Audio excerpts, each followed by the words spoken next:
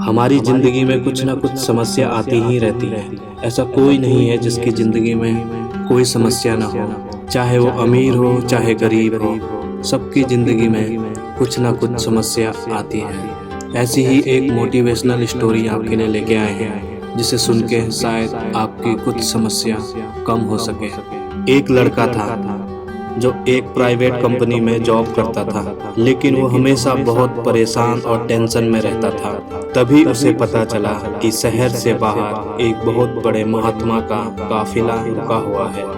तो वो लड़का अपनी परेशानियों का हल पूछने के लिए महात्मा के पास गया। वहाँ बहुत सारे लोग अपनी अपनी समस्या का हल पूछ रहे थे। कुछ समय बाद उसका नंबर आया तो उसने महात्मा जी से पूछा, महात्मा जी, मैं अपनी ज़िंदगी से बहुत परेशान हूँ। मेरी ज़िंदगी में बहुत सारी परेशानियाँ एक के बाद एक आती रहती हैं। इसका कुछ उपाय बताएं। महात्मा जी बोले, आज तो नहीं, इसका उपाय मैं तुम्हें कल बताऊंगा। और जाते जाते वो बोले, तुम मेरा एक काम कर दोगे? हमारे काफिले में 100 ऊँट हैं और उनकी देखभाल करने वाला आज बीमार है, तो तुम आज रात उनकी देखभाल करना, और जब सारे ऊँट बैठ जाएं तो तुम फिर आराम से सो जाना। वो बोला, ठीक है महात्मा जी। ऐसा कहकर महात्मा जी वहाँ से चले गए। फिर अगले दिन महात्मा जी उस लड़के से मिले और बोले, क्या हुआ? लगता है तुम पूरी रात सोए नहीं, क्या हुआ?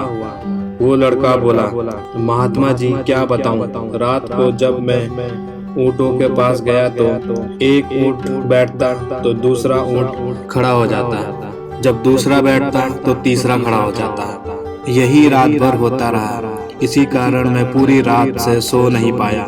महात्मा जी बोले, मुझे मालूम था ऐसा होगा।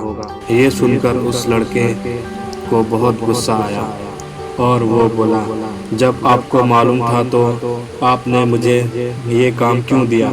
महात्मा जी बोले, मैं तुम्हें यही समझाना चाहता था कि हमारे जीवन में भी यही होता है। कुछ ना कुछ परेशानियां जिंदगी भर आती रहती हैं।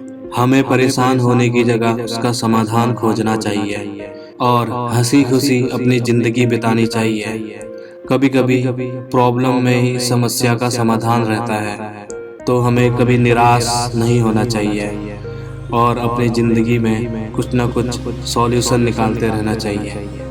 अब वो लड़का पूरी तरह से समझ गया था और उसकी समस्या का समाधान मिल गया था।